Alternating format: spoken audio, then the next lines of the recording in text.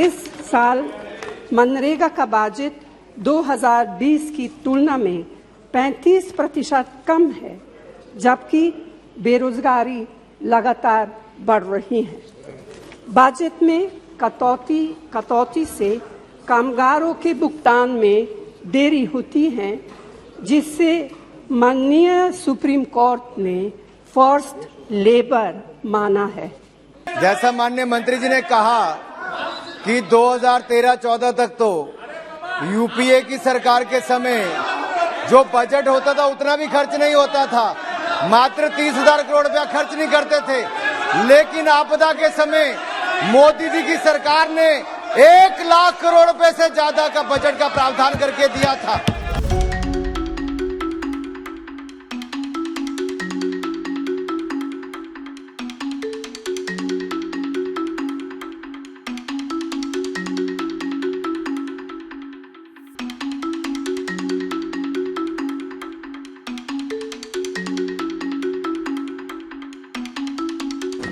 महात्मा गांधी नरेगा, जिसका कुछ साल पहले कई लोगों ने मजाक उड़ाया था, उसी मनरेगा ने कोविड और बार के लॉकडाउन में प्रभावित करोड़ों गरीब परिवारों को ठीक समय पर सहायता प्रदान करते हुए सरकार के बचाव में एक सार्थक भूमिका निभाई है।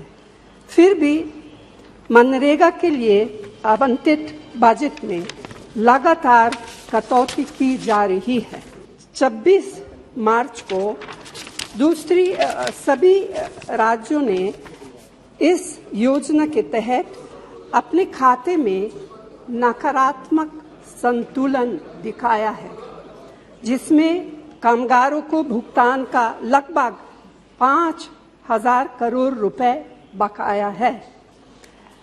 चेयरपर्सन महोदया, अभी हाल में सभी राज्यों से कहा गया है कि उनके सालाना श्रम बजट को तब तक मंजूरी नहीं दी जाएगी जब तक कि वे लोकपालों की नियुक्ति और सोशल ऑडिट से संबंधित शर्तों को पूरा नहीं करेंगे।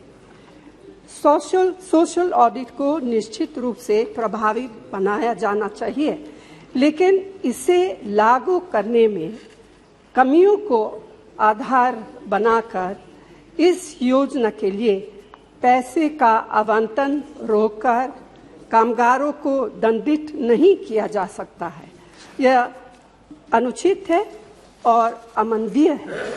सरकार को इसमें बाधा डालने के बजाय इसका समाधान निकालना चाहिए।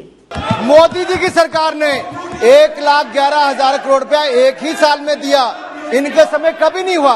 इनके समय केवल भ्रष्टाचार के आंकड़े जो मंत्री थे उनके भी क्षेत्र में आते थे। हमने जियो टैगिंग की शुरुआत भी की और इस पे कार्रवाई करने का काम भी किया।